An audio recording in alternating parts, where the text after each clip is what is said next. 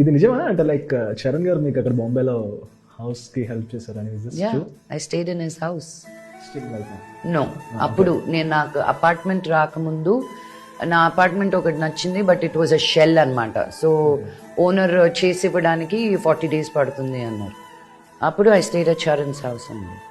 నేను అప్పుడు కూడా చరణ్ నేను కొన్ని పెట్టుకున్నాడు కానీ ఏదో మీటింగ్స్కి వచ్చి అలా వెళ్ళిపోతాడు. హీస్ నెవర్ ఆ పొయ్యి ఎక్కడ ఉంటుందో కూడా తెలియదు తనకి.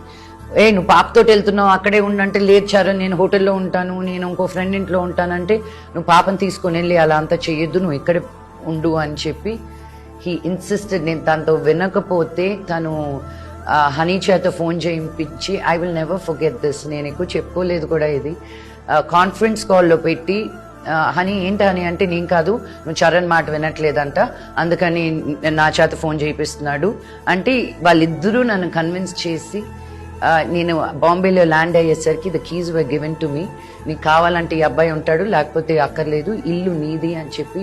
ఒక్క రోజు ఎన్ని రోజులు ఉంటున్నావు అని కానీ, నీకు ఏదైనా అడిగితే నీకేమైనా లేకపోతే చెప్పు లక్ష్మి, నీకేమైనా లేకపోతే చెప్పు లక్ష్మి అని వెనక్కి అడిగేవాడే తప్ప హీస్ అలా.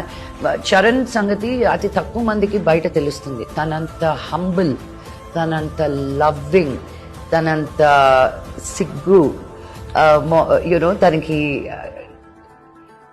అలాంటి వ్యక్తిని మీరు ఎక్కువ కలవరు.